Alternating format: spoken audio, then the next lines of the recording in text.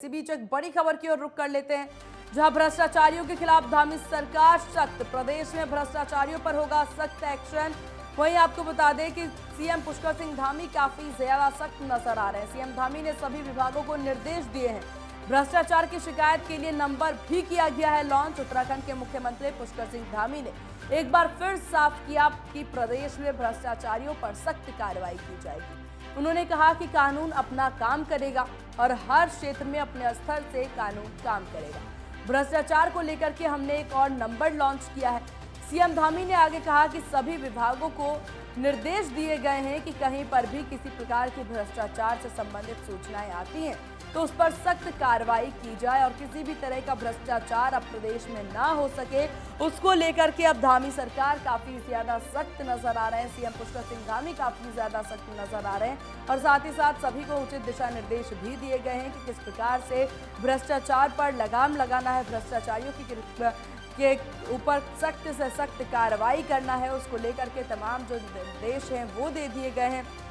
इसको लेकर के आपको बता दें कि एक नंबर भी लॉन्च किया गया है धामी सरकार द्वारा।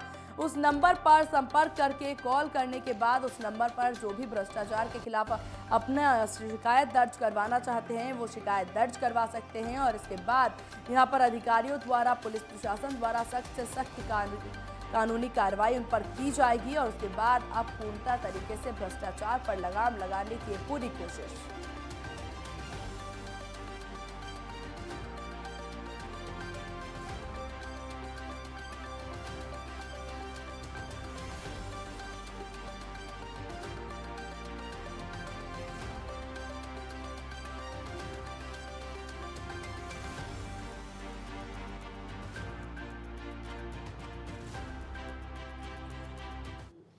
हम लोगों ने तय किया है कि जो कानून है वो अपना काम हर क्षेत्र में अपने तरीके से होगा।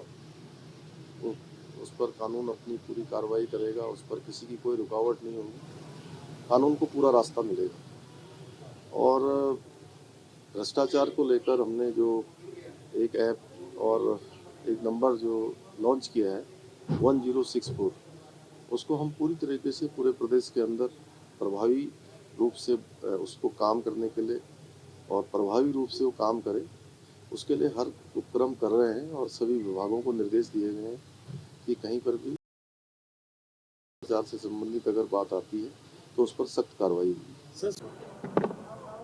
और इसी विषय पर तमाम जानकारी के साथ हमारे संवाददाता ज्ञानेन तिवारी हमारे साथ जुड़ गए हैं। ज्ञानेन, किस तरीके से यह एक्शन प्लान पे काम करती धामी सरकार नजर आ रही है?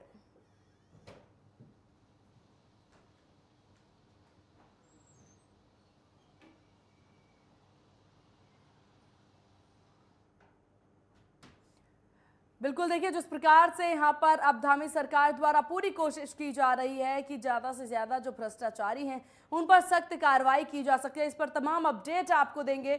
लेकिन जिस तरह से अब धामी सरकार दोबारा वापसी के बाद सुपर एक्टिव मोड में नजर आ रही है, फिर चाहे वो उत्तराखंड के जितने भी मुद्दे हैं उस पर काम करती नजर आ रही है, शिक्षा और साथ ही साथ भ्रष्टाचार, स्वास्थ्य सुविधाएं और सबसे बड़ा मुद्दा इस वक्त यही है कि पलायन को किस तरह से रोका जाए। उसको लेकर के हर एक कदम उठाए जा रहे हैं, बेहतर से बेहतर कदम उठाए जा रहे हैं। फिर चाहे वो युवाओं को ट्रेनिंग देने की, स्किल डेवलपमेंट ट्रेनिंग देने की बात हो या फिर स्वरोजगार और स्टार्टअप के बारे में उन्हें बताना हो, उन सभी के ऊपर काम करती यहाँ पर उत्तराखंड सरकार नजर आ रही है। देखने वाली बात होगी कि इन सारे विषयों को, इन सारे मुद्दों को किस तरीके से खत्म करती है और जो भी अहम मुद्दे जिससे उत्तराखंड की जनता परेशान है उनकी परेशानियों को किस तरीके से धामी सरकार दूसरी बार सत्ता में वापसी के बाद उन सबको खत्म करती है, ये देखने वाली बात होगी। लेकिन इस वक्त देखिए जिस प्रकार से भ्रष्टाचार पर लगाम लगाने की पूरी कोशिश की जा रही है सीएम पुष्कर सिंह धामी द्वारा, वो काफी ज्यादा सराहनीय है। और जो नंबर लॉन्च किया गया है, साथ ही साथ आपको बता दें कि ऐप भी लॉन्च किया गया है।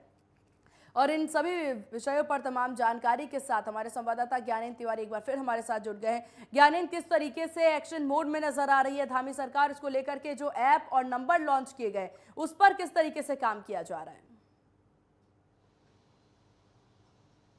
देखिए, जीरो टॉलरेंस की नीति के साथ सरकार काम कर रही है। खासतौर पे पुष्कर सिंह धामी सूबे के मुखिया इस बात पे जोर रहे हैं कि किसी भी विभाग में जो भ्रष्टाचार है वो ना हो, उन पे रोक लगाया जाए। यही वजह है कि लगातार वो सख्ती से कदम भी उठा रहे हैं। हमने देखा किस तरीके से सहकारिता बैंक भर्ती घोटाले का जो मामला सामने आया, उसके बाद जो अधिकारियों पे गाज गिरे, कई अधिकारियों को कहीं ना कहीं उन पे कार्रवाई की गई और अब जांच भी चल रही है सहकारिता बैंक भर्ती घोटाले में। और ऐसे में दूसरी तरफ हमने ये भी देखा कि आयुर्वेदिक विश्वविद्यालय में 2017 से 2022 के बीच जो भी भर्तियां हुई हैं, जो भी अनियमितताओं के मामले हमने पिछले दिनों कहीं ना कहीं सामने आए, उन सभी पे जांच बैठाने का जो फैसला है वो सरकार की तरफ से लिया जाए। यानी कि कुल मिला के जिस तरीके से मुख्यमंत्री पुष्कर सिंह धामी ने एक बार फिर ये बात कही कि कहीं ना कहीं ये बिल्कुल ज्ञानेंद्र, और देखिए जिस प्रकार से यहाँ पर धामी सरकार सुपर एक्टिव मोड में नजर आ रहे हैं, ये काफी सराहनीय है। लेकिन इसको लेकर के जो उन्हें निर्देश दिए गए हैं उस पर किस प्रकार से काम होता नजर आ रहा है उत्तराखंड में?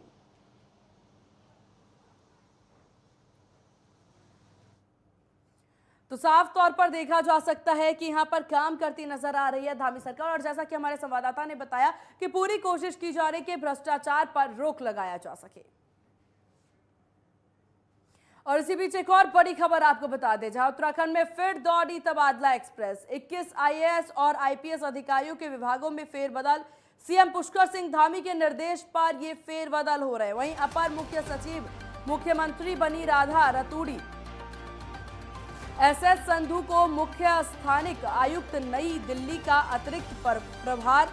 मुख्यमंत्री पुष्कर सिंह धामी ने 21 आईएएस और 1 आईपीएस अधिकारी के विभाग में फेरबदल कर दिया है। मुख्य सचिव एसएस संधू को मुख्य स्थानिक आयुक्त नई दिल्ली का अतिरिक्त प्रभार दिया गया है।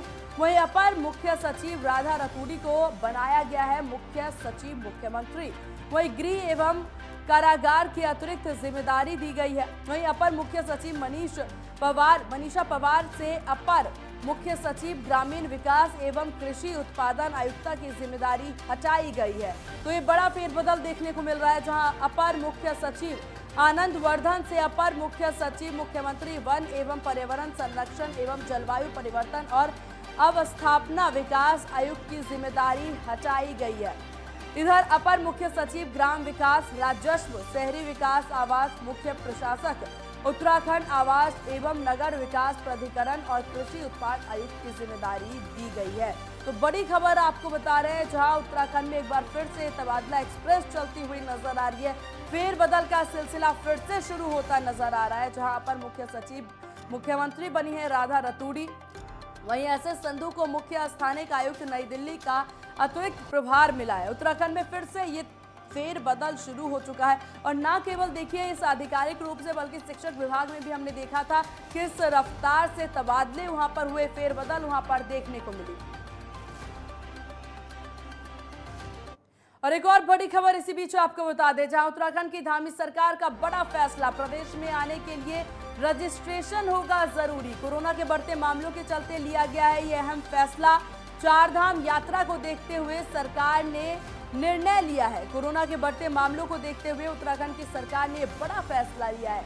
सीएम के निर्देश पर निर्णय लिया गया है कि चारधाम यात्रा को देखते हुए उत्तराखंड में आने वाले हर व्यक्ति को अपना रजिस्ट्रेशन करवाना जरूरी होगा, जिससे संक्रमण पर रोकथाम किया जा सके। गौरतलब है कि राज्य में 3 मई से चारधाम यात्रा शुरू होने जा रही है, जिसको देखते हुए श्रद्धालुओं को किसी भी प्रकार की परेशानी ना हो, उसके लिए सरकार ने वेबसाइट पर रजिस्ट्रेशन करवाना जरूरी कर दिया है।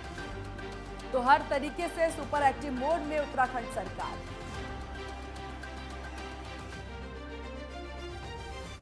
इधर उत्तराखंड में गर्मी बढ़ने के साथ ही बिजली संकट गहरा गया है। आज राज्य में सबसे ज्यादा कटौती हो सकती है।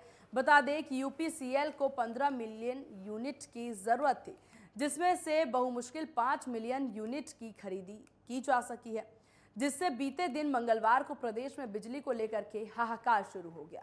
ग्रामीण क्षेत्रों में जहां 3 से 4 घंटे कटौती हुई, तो वहीं फर्नेस और उद्योग को भी 4 से 5 घंटे तक की कटौती का सामना करना पड़ा। आज यह संकट और बढ़ने वाला है, क्योंकि कुल डिमांड फिर 44 मिलियन यूनिट के आसपास पहुंच चुकी है। वहीं इस पर सीएम पुष्कर सिंह धामी ने बिजली की कमी पर चिंता जाहिर की। सीएम धामी ने इस पर कहा कि अधिकारियों के साथ उन्होंने इस विषय पर चर्चा की है। इस समस्या के समाधान को लेकर के काम भी किया जा रहा है। उसको लेकर हमने कल भी बात की है और हम लगातार उस पर चर्चा कर रहे हैं, और जो भी अच्छा रास्ता होगा अच्छा रास्ता हम लोग करने के लिए हमारी लगातार समीक्षा जारी है कि जो प्रॉब्लम आ रही है, परेशानी आ रही है, उसके बारे में उसका समाधान निकाला जाए। ऐसा करके कल हमने जो हमारे ऊर्जा विभाग के अधिकारीगण हैं और उच्च अधिकारीगण हैं, सभी ने हमने चर्चा की, जल्दी हम उसका रास्ता निकालेंगे। उत्तराखंड में चटक धूप से मैदान से लेकर के पहाड़ तक भीषण गर्मी का प्रकोप बना है। पारे के शीर्ष पर पहुंचने से जनजीवन प्रभावित है। पहाड़ों में भी तपिश बरकरार है। मंगलवार अब तक इस सीजन का सबसे गर्म दिन रहा, जबकि अप्रैल में पारे ने पुराने रिकॉर्ड ध्वस्त करते हुए नया कीर्तिमान स्थापित कर दिया। बीते 13 वर्षों में यह अप्रैल सबसे गर्म बीत रहा। ज्यादातर मैदानी इलाकों में पारा 40 डिग्री सेल्सियस के करीब पहुंच गया। गर्मियों से हिमखंडों का पिघलना भी शुरू हो गया। हिमखंडों के पिघलने की वैज्ञानिकों ने पहले संभावना जाहिर की थी। ऐसा ही कुछ चमोली जिले में भी देखने को मिला, जहां हिमखंड पिघलने की एक घटना सामने आई, जो कि कैमरे में कैद हो गई और अब यह वीडियो सोशल मीडिया पर जमकर वायरल हो रहा है। नेटवर्क 10 की टीम ने हिमखंडों के पिघलने को लेकर के सीएम धामी से सवाल किए, तो सीएम धामी ने कहा कि उत्तराखंड राज्य हर वर्ष प्राकृतिक आपदाओं की मार झेलता रहा है। राज्य सरकार अनुसंधान केंद्र बनाने की दिशा में काम कर रही है। हमारा प्रदेश जो है बहुत ही विभिन्न कठिन भौगोलिक परिस्थिति का प्रदेश है और प्रत्येक वर्ष हमें किसी न किसी आपदा का, किसी न किसी प्रकार की जो चीज़ें होती हैं, ओलावृष्टि है, अतिवृष्टि है या ग्लेशियर से संबंधित चीज़ें हैं या भूस्खलन है, इन सभी का हमें सामना करना पड़ता है। उसको लेकर हम लगातार काम कर रहे हैं। पिछले वर्ष भी जब 17 और 18 अक्टूबर को जो आपदा आई थी, अतिवृष्टि हुई थी, उसकी हमें पहले से सूचना मिल गई थी। उसका ये लाभ हुआ कि पूरे प्रदेश के अंदर उस दिन हमारे यहाँ 1 लाख से भी अधिक पर्यटक श्रद्धालु यहाँ पर थे और एक भी हताहत नहीं हुआ था। उसको लेकर अभी हम जल्दी और भी हमारा जो एक अनुसंधान केंद्र है, हम अनुसंधान केंद्र बनाने की ओर भी आगे बढ़ रहे हैं। यहाँ रुकते एक बहुत छोटे से ब्रेक ले, ब्रेक के बाद जल्द होंगे हाजिर।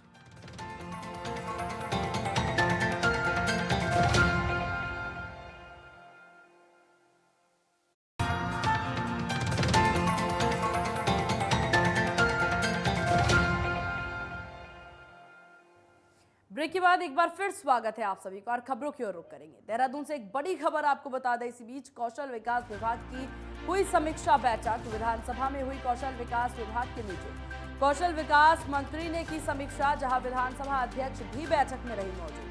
कौशल विकास से रोजगार पर हुई है चर्चा, जहां युवाओं को स्किल ट्रेनिंग देकर के उद्यमी बनाने पर जोर दिया गया। ज्यादा से ज्यादा युवाओं को लाभ देने की कोशिश। मीटिंग के अधिकारियों को दिए गए हैं जरूरी निर्देश। तो आपको बता दें, उत्तराखंड में अहम बैठक हुई है, जहां युवाओं के ऊपर ज्यादा जोर देते हुए, ध्यान देते हुए सरकार नजर आ रही है, जिसको लेकर के कौशल विकास की अहम बैठक हुई है, जिसमें युवाओं को लेकर के उनको स्किल ट्रेनिंग की बात उनके लिए की गई है और स्किल ट्रेनिंग उन्हें दी जाएगी। इसमें कौशल विभाग की समीक्षा बैठक हुई है।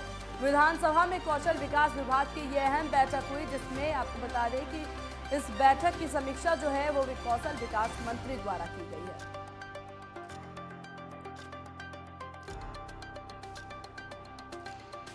और इसी विषय पर तमाम जानकारी के साथ हमारे संवाददाता योगेश सेमवाल देहरादून से हमारे साथ जुड़ गए हैं।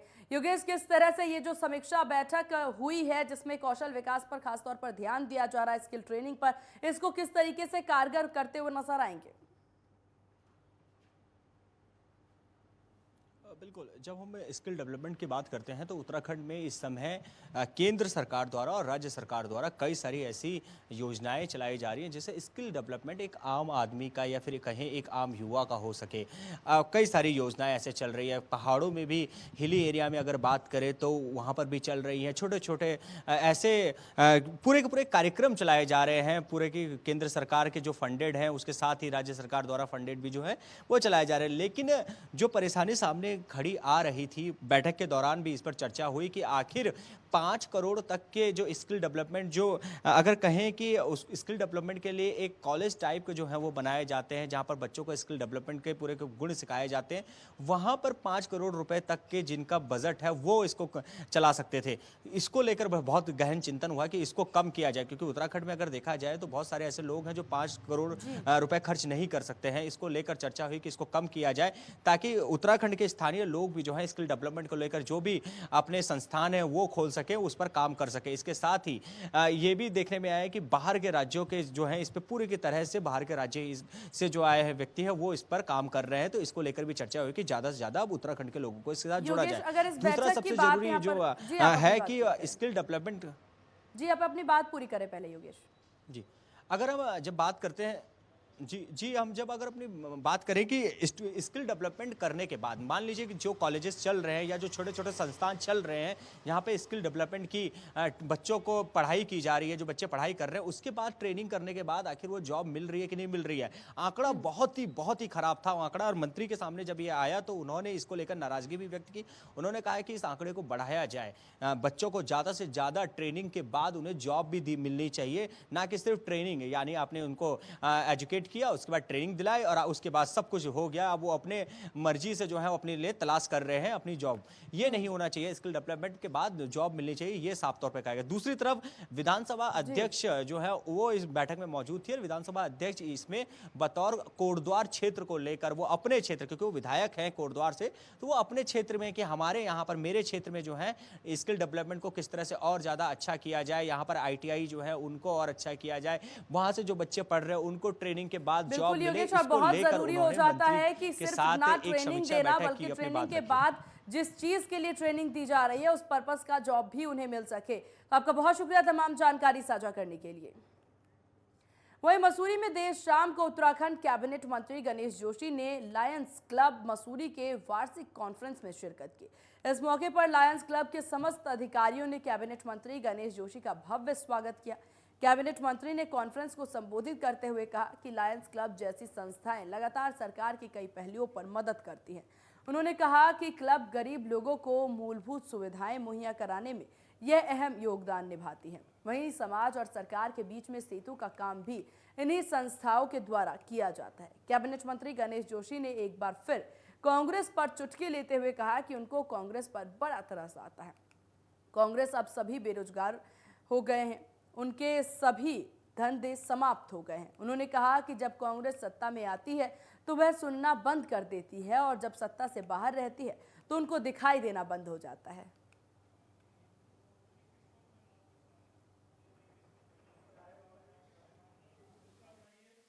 अब मुझे तो कांग्रेस से बड़ा तरस आता है। अब क्या करें, बेचारे बेरोजगार हैं, उनके तो धंधे छिन गए। देखिए, कांग्रेस जब सत्ता में आती है तो बहरी हो जाती है, तो जनता की नहीं सुनती, और जब सत्ता से बाहर होती है तो अंधी हो जाती है, उसे दिखाई नहीं देता।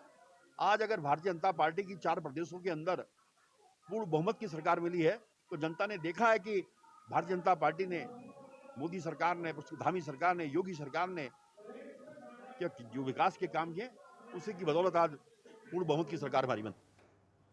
वहीं देहरादून के सचिवालय सभागार में समाज कल्याण विभाग की समीक्षा बैठक हुई, जिसमें समाज कल्याण विभाग के माध्यम से संचालित योजनाओं की स्थिति, मासिक आय की सीमा को 4000 से बढ़ाने, किसान पेंशन योजना का लाभ, कृत्रिम अंग के लिए भविष्य में ब्लॉक स्तरों में कैंपों का आयोजन, छात्रवृत्ति योजना का प्रचार प्रसार, दिव्यांगों को प्रशिक्षण उपरांत रोजगार प्रदान करने समेत तमाम बिंदुओं पर चर्चा की गई। बैठक में वृद्धावस्था पेंशन को 1500 रुपए करने का आदेश जारी किया गया। अटल आवास योजना को धनराशि को 38,000 से बढ़ाकर 1,20,000 करने के प्रस्ताव को भारत सरकार को भेजने के आदेश दिए गए।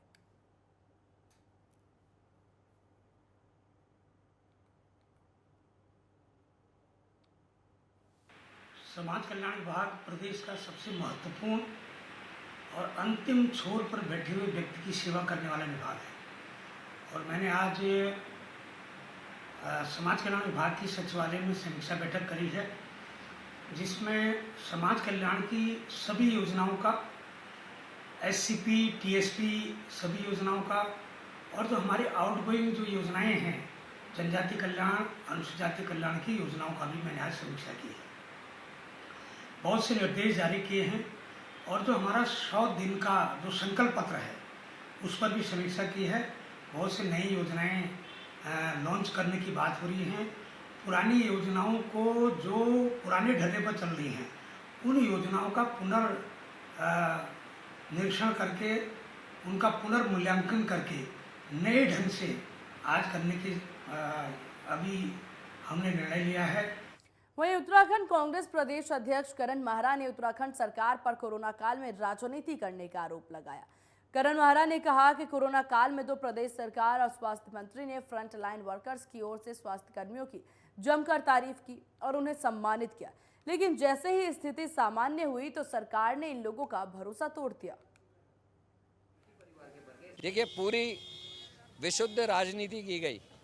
उस समय आशा कार्यकर्ताओं को शॉल उड़ाए जा रहे थे, मेरे कोरोना वॉरियर्स को बड़े बड़े शॉल और प्रशस्ति पत्र देके सम्मानित किया जा रहा था ताकि जनता को ये दिखाया जा सके कि सरकार कितनी संवेदनशील है। लेकिन ये भरोसा तोड़ा है इन्होंने। भरोसा इसलिए तोड़ा है कि जब मेरे साथी जब आए थे अपने ज्ञापन लेके, मैंने विधानसभा में ये प्रश्न उठाया था। जून के पहले हफ्ते में प्रदेश सरकार का पूर्ण बजट सत्र होना है और इस सत्र को लेकर के प्रदेश सरकार अपनी तैयारी को पुख्ता कर रही है। दूसरी तरफ इस बार का सत्र देहरादून में होगा या फिर गैरसैंण में, इस पर भी असमंजस बना हुआ है। वहीं विधानसभा नेता प्रतिपक्ष यशपाल आर्य ने कहा कि वह विधानसभा सत्र को गैरसैंण के भराड़ी स्टैंड में ही करना चाहते हैं। दूसरी तरफ नेता प्रतिपक्ष यशपाल आर्य ने गैरसैंण सत्र को लेकर के कहा कि गैरसैंण हम सब की आत्मा है और सरकार को फैसला करना है, लेकिन जिस तरह के वहां के हालात हैं अभी उसे भी सरकार को सही करने की जरूरत है।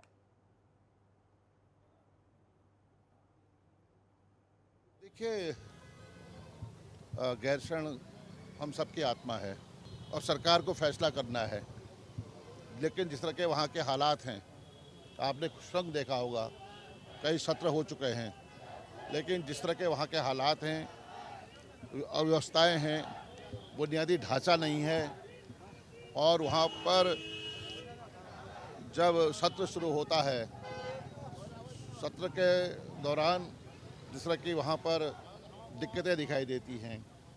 हमारा कहना है कि विधानसभा स्थापित हो चुकी है, ग्रीष्मकालीन सत्र की शुरुआत करने जा रहे हैं, तो सारी व्यवस्थाएं चाक चौबंद होनी। कांग्रेस पर लग रहे गुटबाजी के आरोप पर बोलते हुए उत्तराखंड में कांग्रेस प्रदेश अध्यक्ष करण माहरा ने कहा कि मुझे गुटबाजी खत्म करने के लिए ही जिम्मेदारी दी गई है। साथ ही उन्होंने ये भी कहा कि कांग्रेस में ना तो कोई हरीश रावत का गुट है और ना ही कोई प्रीतम सिंह का गुट है, सिर्फ और सिर्फ कांग्रेस है और वो काम करते दिखाई देगी। नहीं, ये भी आप कह सकते हैं, क्योंकि लेकिन मेरा काम देखिए, मेरे को जो जिम्मेदारी सौंपी गई है, मुझे गुट खत्म करना है। ना करण मेहरा का गुट, ना हरीश रावत का गुट, ना प्रीतम सिंह का गुट, ओनली कांग्रेस, और केवल कांग्रेस काम करते हुए आपको दिखाई देगी। इन्हीं खबरों के साथ खबर उत्तराखंड में बस इतना ही। मुझे दीजिए इजाजत, बने रहिए नेटवर्क 10 के साथ। जय हिंद।